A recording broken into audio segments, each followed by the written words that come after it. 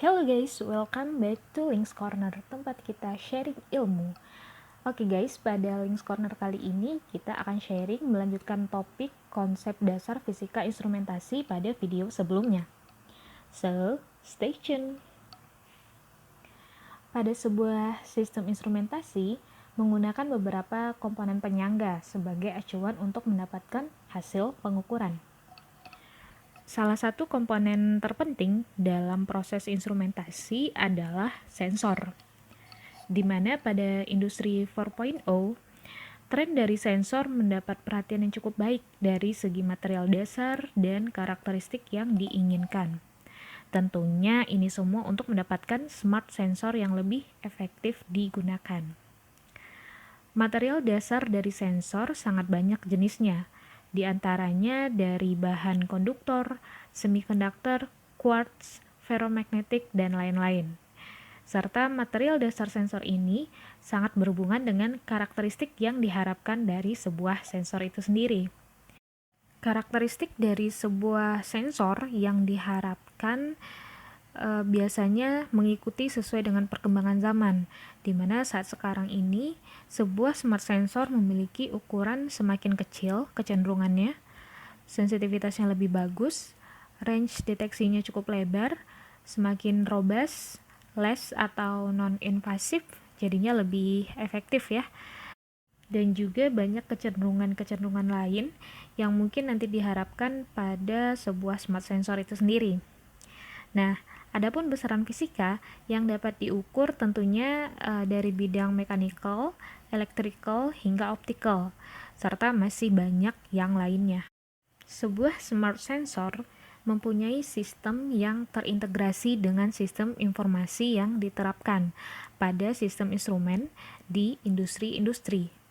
Pengintegrasian sensor dengan sistem informasi itu tidak lepas dari peran controller serta mengkomunikasikan datanya dengan human-machine interface. Adapun sistem instrumentasi atau sistem pengukuran dapat berjalan sesuai dengan peran dari masing-masing elemennya. Suatu instrumen ukur dapat mempunyai bentuk berbeda, digunakan pada industri berbeda untuk mengukur variabel yang berbeda pula. Berdasarkan fungsinya secara general, instrumen ukur mempunyai elemen yang berperan sebagai sensor, sebagai pengkondisi sinyal, sebagai sinyal conditioning, sinyal processing, dan display. Sensor akan mendeteksi suatu besaran yang diukur, dan hasilnya akan diteruskan ke pengkondisi sinyal. Setelah itu, sinyal akan diproses untuk ditampilkan hasilnya berupa besaran yang terukur pada sebuah monitor ataupun display lainnya. Pada konfigurasi pengukuran, secara lebih detail, proses sinyal conditioning terdapat 3 step. Di antaranya preparation amplifier, dan setelah itu sinyalnya akan difilter tentunya sesuai dengan yang diharapkan, serta hasil filter ini diperkuat lagi pada amplifier.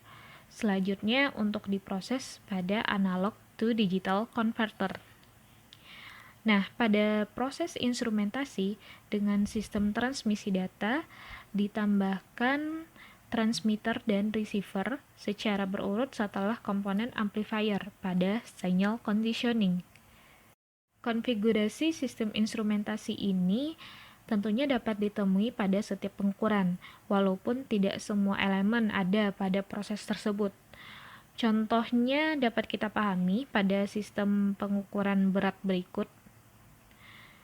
Pada sebuah timbangan, secara general memiliki 2 sensor, yaitu load cell sebagai sensor primer untuk nge-sense benda yang ada di atasnya, serta sensor strain gauge sebagai sensor sekunder.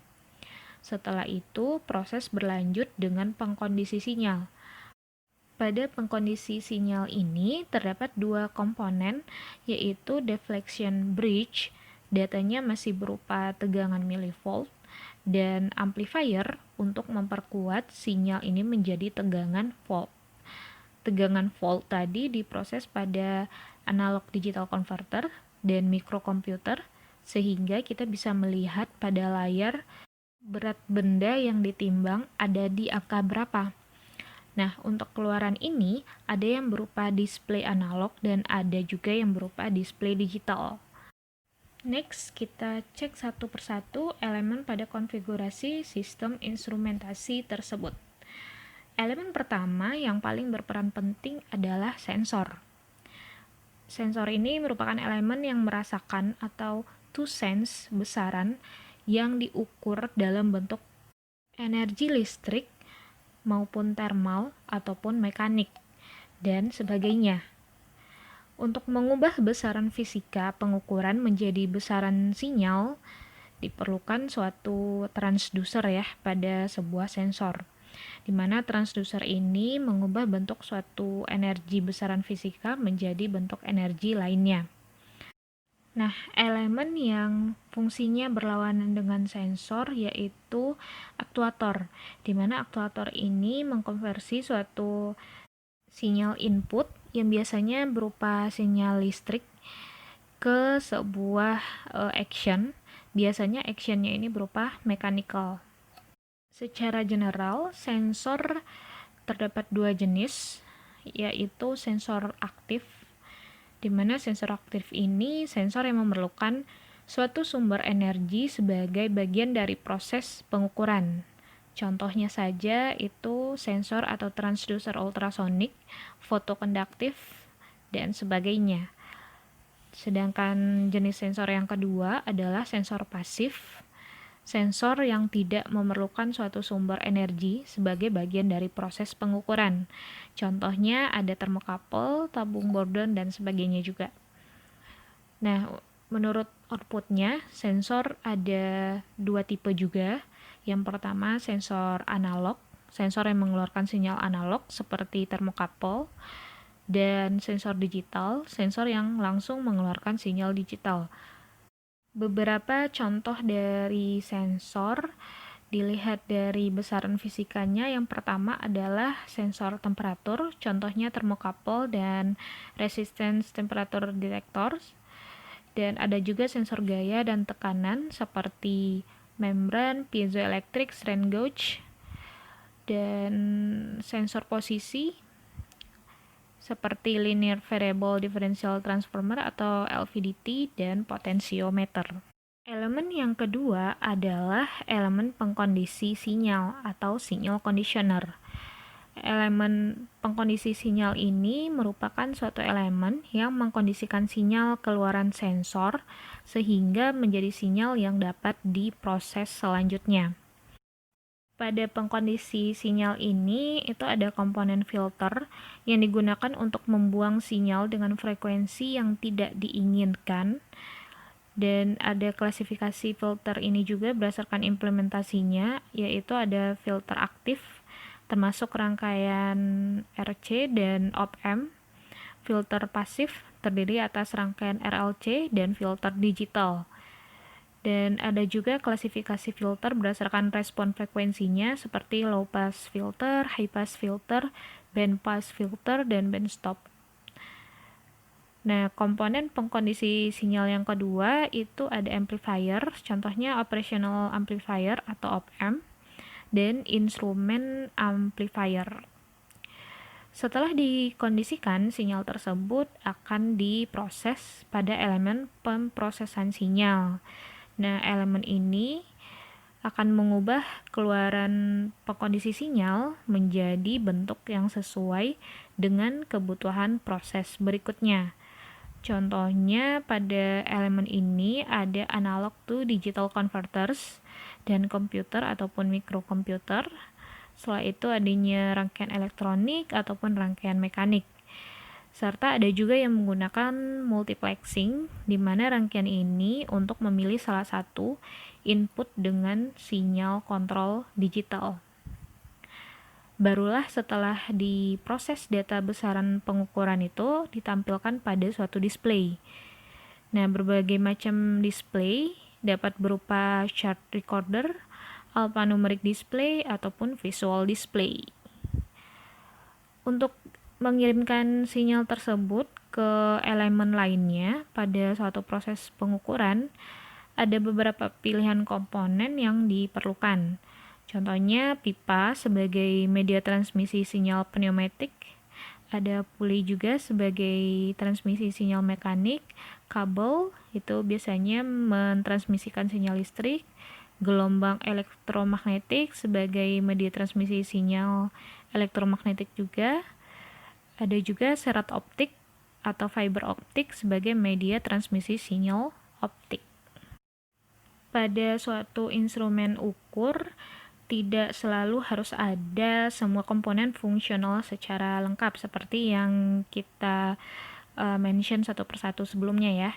Nah, pada instrumen ukur itu sendiri minimum harus ada yang pertama komponen yang berfungsi sebagai sensor. Tentunya ini menghubungkan antara medium dan alat ukur.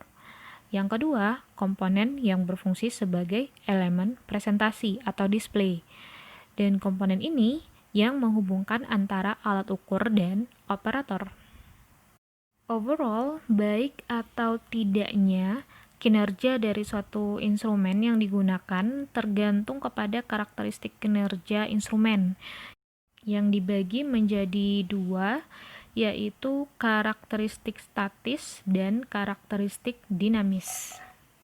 Nah, pada video kali ini kita hanya fokus kepada karakteristik dinamis pada kinerja instrumen saja. Sebuah instrumen jarang menanggapi secara spontan perubahan variabel terukur. Malahan ada juga yang menunjukkan sifat lambat atau slowness karena sesuatu seperti adanya massa, kapasitas termal, kapasitas fluida, ataupun kapasitas elektrik. Keterlambatan atau pure delay sering dijumpai ketika instrumen menunggu beberapa reaksi untuk menanggapi perubahan variabel terukur. Instrumen industri selalu digunakan untuk mengukur kuantitas yang berfluktuasi. Sehingga untuk kelakuan dinamik dari sebuah instrumen sangat penting untuk dipelajari, lebih penting daripada kelakuan statik dari satu instrumen. Karakteristik dari suatu instrumen dapat kita pelajari dengan melakukan variasi yang terukur ke dalam step change, linear change, dan sinusoidal change. Untuk itu, kita dapat mengamati beberapa karakteristik berikut, seperti yang pertama, speed of response, kecepatan instrumen dalam menanggapi perubahan variabel terukur. Yang kedua adalah fidelity, merupakan tingkat kepercayaan instrumen dalam menanggapi perubahan variabel terukur tanpa adanya error dynamic. Selanjutnya, lag, keterlambatan dalam menanggapi perubahan variabel terukur.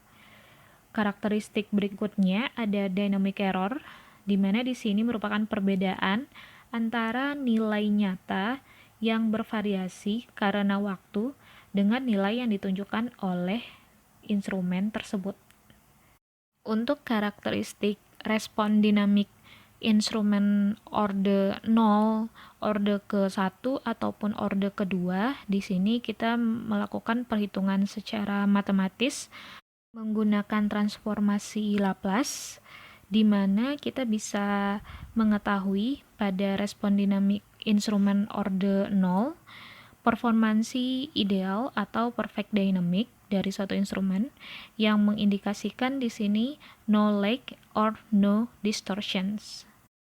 Pada orde ke-1 ataupun orde kedua masih menggunakan transformasi Laplace. Di sini kita akan mengetahui damping ratio-nya. And finally, sekian dulu sharing session pada video kali ini. See you on the next video.